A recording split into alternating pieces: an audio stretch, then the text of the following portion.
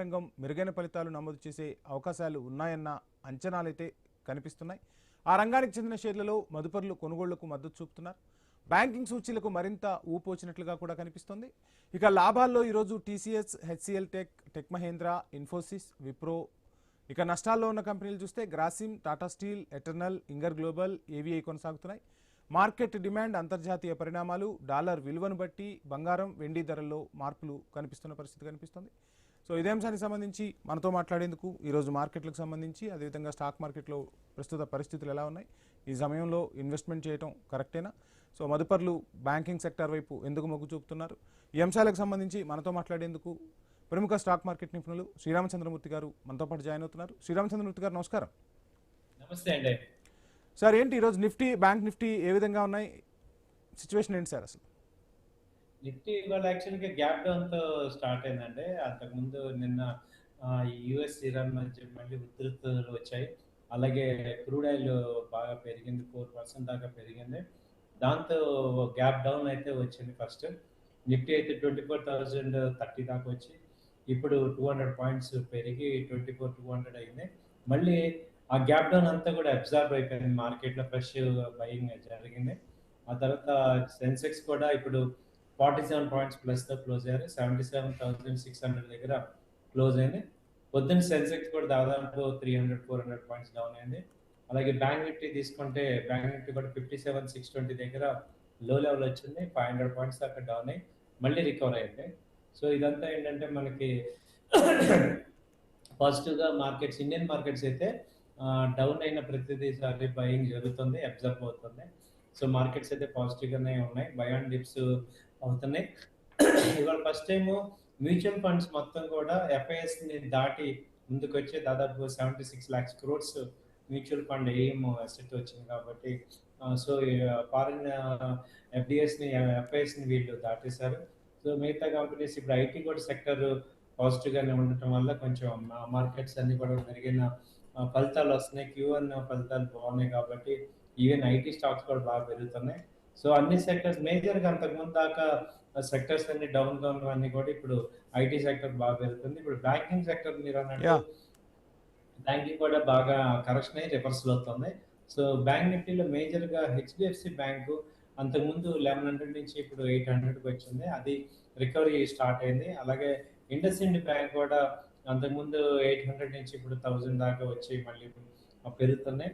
అలాగే axis bank కూడా down అయ్యి మళ్ళీ రివర్సల్ అవుతున్నాయి. దాదాపు 1300 దగ్గర నుంచి 1400 దాకా పెరిగే ఛాన్సెస్ కనపడుతున్నాయి. ఎస్బీఐ అయితే 1020 ఆ రేంజ్లో ఉంది, అది కూడా పెరుగుతుంది. IndusInd bank, Indian bank, ICICI bank, HDFC, all banking, AU bank ఇవన్నీ కూడా బాగానే పాజిటివ్గా ఉన్నాయి. మొన్నటిదాకా పిఎస్సి బ్యాంక్స్ డౌన్లో ఉన్నాయి, అవి కూడా ఇవాళ ర్యాలీ స్టార్ట్ అయింది. సో బ్యాంకింగ్ స్టాక్స్ అన్ని కూడా బాగానే ఉన్నాయి. అలాగే ఫైనాన్స్ స్టాక్స్ కూడా బజాజ్ ఫైనాన్స్ కానీ, బజాజ్ ఫిన్సర్వ్, శ్రీరామ్ ఫైనాన్స్, అలాగే చోళ ఫైనాన్స్ ఇవన్నీ కూడా నిన్న మొన్న బాగా లాస్ అయి డౌన్ అయినవన్నీ కూడా వాళ్ళ రికవరీ వస్తున్నాయి. సో ట్రెండ్ అయితే పాజిటివ్గానే ఉంది, మనకి టెన్షన్ ఏం లేదు. సో మార్కెట్స్ అన్ని పాజిటివ్ కనపడుతున్నాయి. Yeah right. శ్రీరామచంద్రమూర్తి గారు, అసలు ట్రంప్ ఒక రకంగా స్టాక్ మార్కెట్లను తన అధికారంలోకి వచ్చినప్పటి నుంచి షేక్ చేస్తున్నాడు, షాక్కి గురి చేస్తూనే ఉన్నాడు. ఆయన నోట్లోంచి ఏ స్టేట్మెంట్ ఎప్పుడు వస్తుందా అని చెప్పి ఒక స్టాక్ మార్కెటే కాదు, ప్రపంచ దేశాల అధినేతలు అందరూ కూడా భయపడుతున్న పరిస్థితే కనిపిస్తుంది. సో మరలా ఇప్పుడు వార్కి సంబంధించిన లేటెస్ట్ అప్డేట్స్ మనం చూస్తూ ఉన్నాం. సో చమురు ధరలు ఏ విధంగా ఉండే అవకాశం ఉందంటారు? అంటే ఆయిల్కి సంబంధించి మరలా పెరిగే అవకాశాలు ఉన్నాయా? ఆ ప్రభావం స్టాక్ మార్కెట్పై ఏ విధంగా పడబోతుంది? యాక్చువల్గా ఆల్రెడీ 4% దాకా పెరిగిందండి ఆయిల్ కంపెనీస్. ఆయిల్ అయితే పెరిగింది, అయితే ఇంకా డీప్గా ఉంటుందా లేకపోతే లైట్గా ఉంటుందా అనేది రేపు ఎల్లుంటే మనకి క్లారిటీ వస్తుంది. మామూలుగా అయితే కొంచెం ఆయిల్ అంతా పెరిగింది. గోల్డ్ కూడా, గోల్డ్ సిల్వర్ రేట్లు కూడా తగ్గుతున్నాయి. సో అంటే ఇక్కడ ట్రెండ్ అయితే ఆయిల్ సైడ్ ఎక్కువ ఉంది. సో టెన్షన్ అయితే స్టార్ట్ అవుతుంది అనేది అర్థమవుతుంది. బ్రెంట్ ఆయిల్ వచ్చి $78 వచ్చింది. అలాగే క్రూడ్ ఆయిల్ WTI వచ్చి $73 ఉంది. కొంత ఆయిల్ కానీ ఈ యొక్క ఇన్సిడెంట్స్ జరగడం వల్ల మార్కెట్స్లో కూడా టెన్షన్ స్టార్ట్ అయ్యి పశ్చిమాసియాలో, వెస్ట్ ఏషియాలో ఈ హార్మోన్ జల్స్ మేజర్గా ఇబ్బంది పడుతుంది మళ్ళీ కూడా. సో ట్రంప్ అంటున్నాడు ఈయన ఈ హార్మోస్ ఎట్టి పరిస్థితుల్లో ఈ ఇరాన్ వల్ల ఇబ్బంది లేకుండా ఇరాన్ మీద అటాక్ చేస్తాం అన్నారు. అది ఎంతవరకు జరుగుతుందో చూడాలి. సో ప్రెసెంట్ అయితే కొంత టెన్షన్ సిచ్యుయేషన్ కనపడుతుంది. మరి ఇక్కడ నుంచి పైకెళ్ళే ఛాన్సెస్ తక్కువ ఉన్నాయి కానీ మళ్ళీ 2-3 రోజుల్లో నార్మల్ అయ్యే అవకాశాలు కనపడుతున్నాయి. సో నిఫ్టీ, బ్యాంక్ నిఫ్టీ కానీ స్టాక్ మార్కెట్స్ కానీ ఇవాళ ఆ ట్రంప్ యొక్క వార్నింగ్ పట్టించుకోలేదు అనేది అనిపిస్తుంది. సో మన ఇండియన్ మార్కెట్స్ కి మళ్ళీ పూర్వవైభవం వచ్చే అవకాశాలు కనపడుతున్నాయి. సో ట్రెండ్ అయితే పాజిటివ్ గానే ఉన్నాయి. స్టే ఆన్ పాజిటివ్ అనే అనొచ్చు. శ్రీరామచంద్రమూర్తి గారు, మీరు ఈరోజు స్టార్టింగ్లోనే ఒక మాట చెప్పారు మ్యూచువల్ ఫండ్స్ గురించి. సో చాలా సందర్భాల్లో చాలా అంశాల్లో మ్యూచువల్ ఫండ్స్ అనేవి ఇప్పుడు చర్చకు వస్తున్నాయి. అంటే ఓ రకంగా సేఫ్ ఇన్వెస్ట్మెంట్కి మ్యూచువల్ ఫండ్స్ని చూస్ చేసుకుంటూ ఉంటారు. కొంతమంది పిల్లల ఎడ్యుకేషన్ కనో, లేదంటే కొంతమంది వాళ్ళ మ్యారేజ్ కనో, లేదంటే ఫ్యూచర్లో ఏ విధమైన బెనిఫిట్స్ తీసుకోవాలనుకున్నా మ్యూచువల్ ఫండ్స్ అనేది సేఫ్ అని చెప్తూ ఉంటారు. చాలా మన మధ్యతరగతి కుటుంబాల గురించి మాట్లాడుకుందాం. ఇప్పుడు అందరూ కూడా పొదుపు చేయాల్సిన పరిస్థితి కనిపిస్తోంది. పొదుపు తర్వాతే ఖర్చు పెట్టాలని మీరు చాలాసార్లు కూడా చెప్తూ ఉంటారు. సో ఖర్చు పెట్టిన తర్వాత పొదుపు చేద్దామంటే అది కుదిరే పరిస్థితి ఉండదని కూడా మీరు చాలా సందర్భాల్లో మొహమాటం లేకుండా చెప్పిన పరిస్థితి కనిపించింది. చిన్న చిన్న మొత్తాలు పొదుపు చేయాలనుకునే వాళ్ళు మ్యూచువల్ ఫండ్స్ సైడ్ రావచ్చా? ఒక 5,000, 6,000 అంటే ఒక మధ్యతరగతి, సామాన్య మధ్యతరగతి ఎంప్లాయీ ఒక 5,000 సేవ్ చేసుకోవాలనుకుంటే మ్యూచువల్ ఫండ్స్ వైపు చూడొచ్చా? అసలు ఆ మ్యూచువల్ ఫండ్స్లో పెట్టుబడి పెడితే అవి ఎప్పటికీ రిటర్న్ చేసుకోవచ్చు, ఏం చెప్తారు? ఇంకొక ఆల్టర్నేట్ కూడా లేదు సార్. ఇప్పుడు మ్యూచువల్ ఫండ్స్ లోనే చూడాలి. ఎందుకంటే బ్యాంక్స్ 5,000, 6,000 ఆర్డీ తీసుకున్న ఇంట్రెస్ట్ వచ్చి మనకి 8%, 7% ఉంది. కేవలం మ్యూచువల్ ఫండ్స్ మాత్రమే చిన్న మధ్య తరగతి వాళ్ళందరికీ కూడా ఒక రకమైన వెల్త్ క్రియేషన్ అయ్యేది.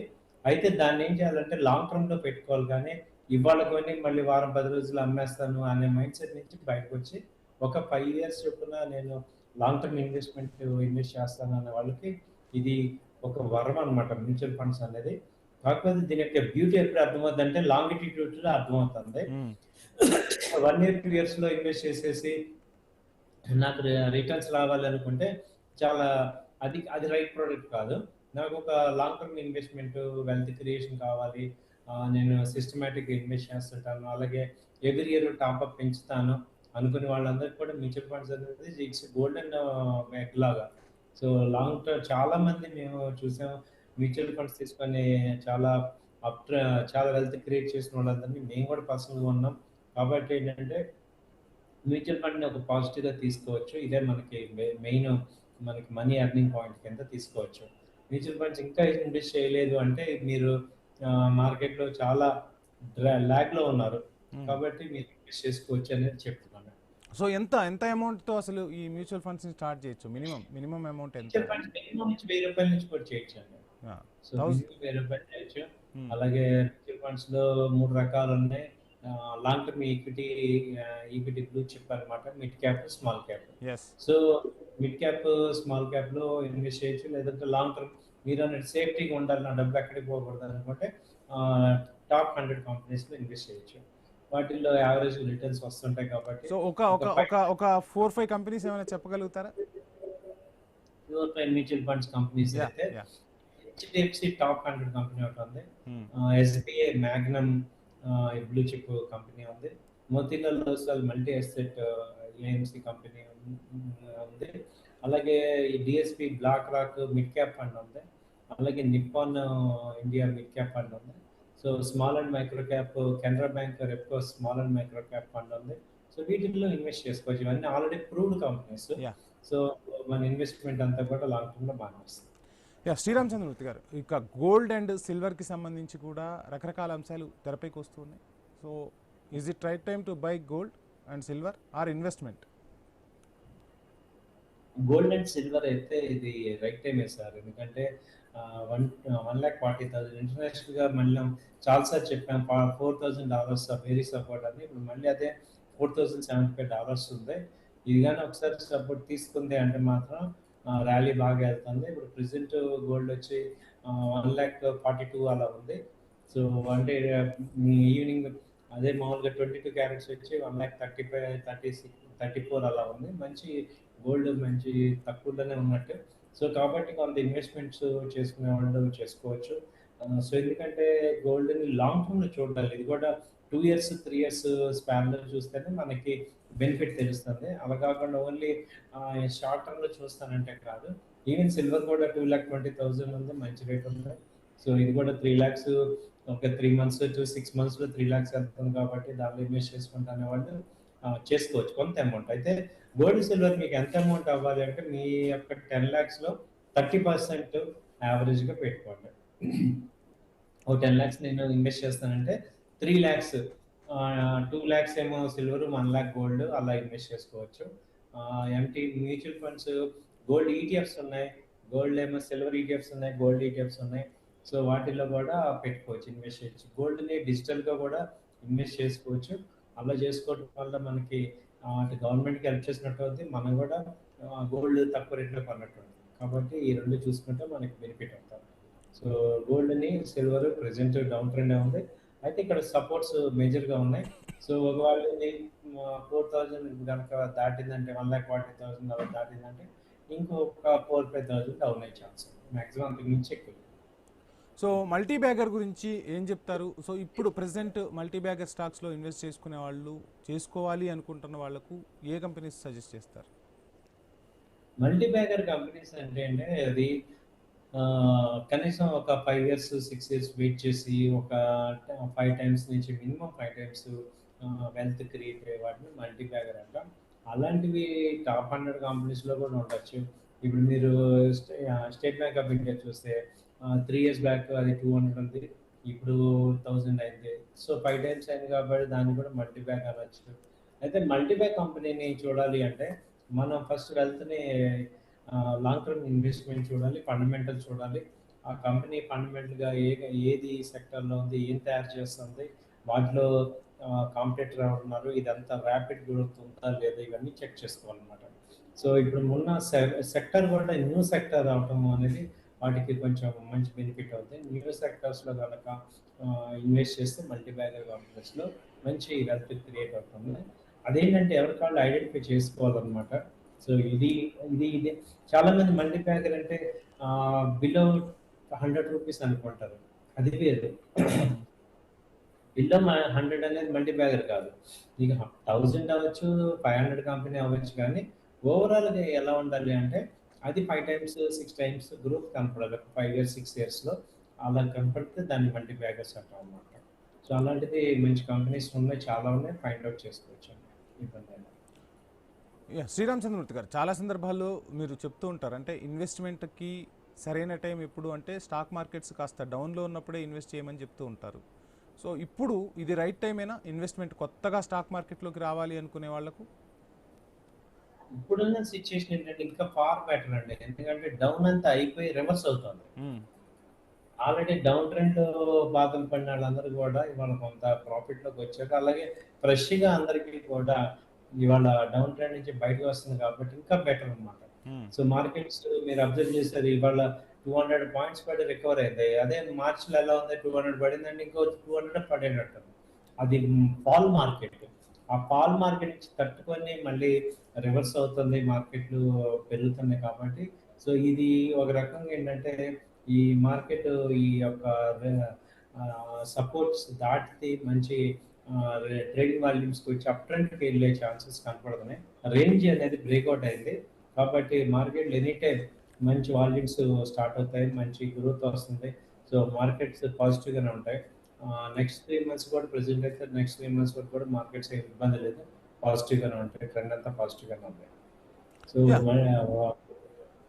శ్రీరామ్ చంద్రమూర్తి గారు, చాలా సందర్భాల్లో మనం మాట్లాడుకుంటున్నదే ప్యాసివ్ ఇన్కమ్ అనేది ఇప్పుడు ప్రతి ఒక్కరికి అవసరం అయిపోయింది. దానికి బెస్ట్ ఆప్షన్ ఏది అంటే స్టాక్ మార్కెటే. కానీ ఈ స్టాక్ మార్కెట్లో ఇన్వెస్ట్ చేసేటప్పుడు సరైన నాలెడ్జ్ అనేది లేకపోతే ప్యాసివ్ ఇన్కమ్ కాదు, అసలు మెయిన్ సోర్స్కి కూడా ఇబ్బందులు ఎదురవుతాయి అనేది చాలామంది ఇప్పుడు ఐటీ ఎంప్లాయీస్ కావచ్చు, చాలామంది ఎంప్లాయీస్ సఫర్ అవుతున్న పరిస్థితి కనిపిస్తుంది. సో అలాంటి వాళ్లకు మీరు ఇచ్చే సలహా ఏంటి? ఇది ప్యాసివ్ ఇన్కమ్‌కి బెస్ట్ ఆప్షన్ అండి. కానీ మంచి క్వాలిటీ స్టాక్స్ కొనుక్కోవాలి. ఓవర్ ట్రేడింగ్ చేయకూడదు. కొన్ని రూల్స్ ఉన్నాయి, ఫాలో అవ్వాలి. మనకంటూ ఒక ఫైనాన్షియల్ అడ్వైజర్ ఉండాలి మనకి. డిసిప్లిన్ అది తెలుసుకోవాలి. ఎలా పడితే అలా కొనేసేసి తర్వాత లాస్ అయిపోయి చాలా లాస్ అయిపోతాం. అలా కాకుండా ఒక సిస్టమాటిక్‌గా ఒక డిసిప్లిన్‌గా మనకు ఒక అడ్వైజర్ని, ఫైనాన్షియల్ అనలిస్ట్ ఉంటే ఈజీగా ఉంటుంది. డెసిషన్ మేకింగ్ కానీ థింకింగ్లో కానీ చాలా ఈజీగా ఉంటుంది. రిస్క్ తగ్గిపోతే రివార్డ్ బేసెస్ సో ఎక్కడ ఎంటర్ అవ్వాలి, ఎక్కడ ఎగ్జిట్ అవ్వాలి అని మనకు క్లారిటీ తెలుస్తుంది. కాబట్టి ఇదేంటంటే స్టాక్ మార్కెట్లో డబ్బులు ఉన్నాయి కానీ అది తీసుకోవాలంటే చాలా కష్టం. ఒక రీసెర్చ్ బ్యాకప్ పర్సన్స్ కానీ వాళ్ళంటి వాళ్ళతో అసోసియేట్ అవ్వటం, లేదా మీ అంతటి మీరు టెక్నికల్ అనాలిసిస్, ఫండమెంటల్స్ అనాలిసిస్ నేర్చుకోవటం వల్ల కానీ మనకి లైఫ్ చేంజ్ అవుతుంది. కాబట్టి ఊరికే నా దగ్గర డబ్బులు ఉన్నాయి నేను ఏదో ఇన్వెస్ట్ చేసేస్తున్నానంత మాత్రాన అమౌంట్స్ రావు. సో అదొకటి గుర్తుపెట్టుకోవాలి. లాంగ్ టర్మ్ ఇన్వెస్ట్మెంట్లోనే వెల్త్ క్రియేట్ అవుతుంది. ఆ వెల్త్ క్రియేషన్ అయ్యేటప్పుడు మన ఇన్వెస్ట్మెంట్స్ మారాలి. సో ఇది నేర్చుకోవాల్సిన పాయింట్. ఈవీకి సంబంధించి పెద్ద ఎత్తున మార్పులు వస్తున్నాయి. గవర్నమెంట్స్ కూడా సబ్సిడీలు ఇస్తున్న పరిస్థితి. ఇక రాబోయేదంతా కూడా ఈవీ ట్రెండే అన్నది కనిపిస్తుంది ఆటోమొబైల్కి సంబంధించి. సో ఏ విధంగా ఉండబోతుంది అనుకోవచ్చు ఇంకొక 1 or 2 yearsలో ఆటోమొబైల్కి సంబంధించి? అండ్ ఈ టైంలో ఈవీ మీద ఇన్వెస్ట్ చేసుకోవటం కరెక్టే అంటారా? అవునండి. యాక్చువల్‌గా మామూలుగా ఈవీ కంపెనీస్ చూస్తే ఇవాళ ప్రతి ఆటోమొబైల్ కంపెనీ ఈవీలోకి వస్తుంది. సో బాగా ముందొచ్చినవి ఏంటంటే ఈ టాటా మోటార్ టీఎంపీవీ అయితే ఫస్ట్ నుంచి ఉంది. ఇప్పుడు లీడ్ తీసుకుంటుంది. సో టీఎంపీవీ వచ్చి 342 ఉంది. అలాగే నెక్స్ట్ టూ వీలర్స్‌లో చూసుకుంటే టీవీఎస్ మోటార్ వచ్చేసింది. అది 3670 దగ్గర ఉంది. అలాగే హీరో మోటార్ కూడా ఎలక్ట్రికల్ వెహికల్ స్టార్ట్ చేస్తుంది. హోండా కూడా ఎలక్ట్రికల్ వెహికల్ స్టార్ట్ చేస్తున్నాయి. అలాగే ఇప్పుడు అశోక్ లేలాండ్ కానీ, ఐషర్ మోటార్, ఇవన్నీ కూడా ఎలక్ట్రికల్ వెహికల్స్లోకి వస్తున్నాయి. తర్వాత దానికి సంబంధించిన బ్యాటరీస్, మెయిన్ లిథియం బ్యాటరీస్ చూసుకుంటే ఎక్సైడ్ ఇండస్ట్రీస్ ఒకటి, ఆ తర్వాత అమర్రాజా బ్యాటరీ ఒకటి. సో ఈ రెండు మేజర్గా కంటెంట్ బ్యాటరీకి. అలాగే కార్ సెగ్మెంట్లో టాటా మోటార్స్ తర్వాత ఎక్కువగా వెళ్ళేది M&M ఉంది. So M&M automobile, electrical vehicles వస్తుంది. అలాగే మారుతి కూడా ఇప్పుడు కొత్తగా ఈవీ టరా అని స్టార్ట్ చేశారు. సో ఇక నెక్స్ట్ అంతా కూడా ఈవీఏ. కాబట్టి ఇప్పుడు ఈవీ ఉంది కదా అని ఈ కంపెనీలే మళ్ళీ ఈవీకి షిఫ్ట్ అవుతున్నాయి. కాబట్టి మనం ప్రెసెంట్ ఈవీ కంపెనీలు ఏమున్నాయనేది చూసుకొని వాటిల్లో లాంగ్ టర్మ్ ఇన్వెస్ట్మెంట్ చేసుకుంటే సేల్స్ డబుల్ అవుతాయి. కాబట్టి మన స్టాక్ వాల్యూ కూడా బాగా పెరిగే ఛాన్స్ ఉంది. సో ఈవీ అనగానే మీరు ఈ టీఎంపీవీ కానీ వీటిని కూడా చూసుకోవచ్చు. శ్రీరామ్ చంద్రమూర్తి గారు, రకరకాల అంశాలు ఇప్పుడు తెరపైకి వస్తున్నాయి. అంటే ఇన్వెస్ట్ చేయాలి అంటే ఎవరికి వాళ్ళు ఇన్వెస్ట్ చేసుకోవటం కన్నా మీరు చెప్పినట్టుగా ఒక ఫైనాన్షియల్ అడ్వైజర్ ద్వారా ఇన్వెస్ట్ చేయటం బెటర్ అని చెప్తూ ఉంటారు. పోర్ట్ఫోలియోలో రకరకాల అంశాలు ముడిపడి ఉంటాయి. సో ఏంటి అసలు అంటే మిడ్ క్యాప్, స్మాల్ క్యాప్కి సంబంధించి అంశాలు పెద్ద ఎత్తున చర్చకు వస్తున్నా, రిటైర్డ్ ఎంప్లాయీస్కి సంబంధించి కూడా వాళ్ళకి బెనిఫిట్స్ వస్తాయి. ఆ బెనిఫిట్స్ వచ్చిన తర్వాత వాళ్ళు కూడా ఏదో ఒక దాంట్లో ఇన్వెస్ట్ చేసుకోవాలనుకుంటున్న వాళ్ళు చాలామంది ఉన్నారు. వాళ్ళకి మీరు ఇచ్చే సలహా ఏంటి? మంచి క్వశ్చన్ సార్. రిటైర్మెంట్ ఇన్వెస్ట్మెంట్ వాళ్ళు ఏం చేయొచ్చు అంటే ఫస్ట్ కొంత అమౌంట్ మ్యూచువల్ ఫండ్స్లో వేసుకోండి. ఒక 5 years వేసుకొని స్మాల్ అండ్ మిడ్ క్యాప్లో పెట్టుకోవాలి. ఎప్పుడు మార్కెట్స్ డౌన్ ఉన్నాయని టెన్షన్ పడకండి. లాంగ్ టర్మ్లో అయితే బిల్డప్ అవుతుంది, మంత్ వెల్త్ క్రియేట్ అవుతుంది మ్యూచువల్ ఫండ్స్. ఆ తర్వాత కొంత అమౌంట్ స్టాక్స్లో ఇన్వెస్ట్ చేసుకోండి. ఒక 30% మంచి కంపెనీస్, లాంగ్ టర్మ్ ఇన్వెస్ట్మెంట్లో కంపెనీస్ కొనుక్కోండి. ఆ తర్వాత ఇంకో 30% వచ్చి ఈ సిల్వర్లో అలాగే గోల్డ్ ఇన్వెస్ట్ చేసుకోండి. ఇలా మనం ఒక 30 ఇన్వెస్ట్ చేయటం వల్ల మీకు మార్కెట్స్ ఎటైనా అసెట్ క్లాసెస్ ఉన్నవి ఇటే అనమాట. స్టాక్ మార్కెట్ పెరిగితే గోల్డ్ తగ్గుతుంది, గోల్డ్ పెరుగుతుంది, సరే గోల్డ్ తగ్గుతుంది. మార్కెట్ తగ్గితే గోల్డ్ పెరుగుతుంది, లేదంటే డాలర్ పెరుగుతుంది. కాబట్టి ఇటుకే మారుతాయి. కాబట్టి మీకు ఈ మార్కెట్లు ఎట్లున్నా కానీ ఇవన్నీ కూడా ఏదో ఒక సెగ్మెంట్ పెరుగుతుంది, మీకు డైవర్సిఫికేషన్ వస్తుంది. కాబట్టి ఏంటంటే మీరు ఇలా ఒక 30% గోల్డ్, సిల్వర్, 30% మ్యూచువల్ ఫండ్స్, 30% ఈ స్టాక్ మార్కెట్స్లో ఇన్వెస్ట్ చేసుకుని కొంత అమౌంట్, అలాగే మీకు వచ్చిన రిటర్న్ బెనిఫిట్స్ అన్నీ కాదు, ఒక 20% అమౌంట్ స్టాక్ మార్కెట్లో వీటిల్లో అసెట్ అలొకేషన్ ఇన్వెస్ట్ చేసుకోవచ్చు అనేది మా అభిప్రాయం. Thank you sir, thank you so much. ఈరోజు మార్కెట్స్కి సంబంధించి అండ్ ఫ్యూచర్లో ఏ విధంగా ఇన్వెస్ట్ చేసుకోవటం బెటర్ అండ్ మ్యూచువల్ ఫండ్స్కి సంబంధించి కూడా చాలా విలువైన సమాచారాన్ని అందించినందుకు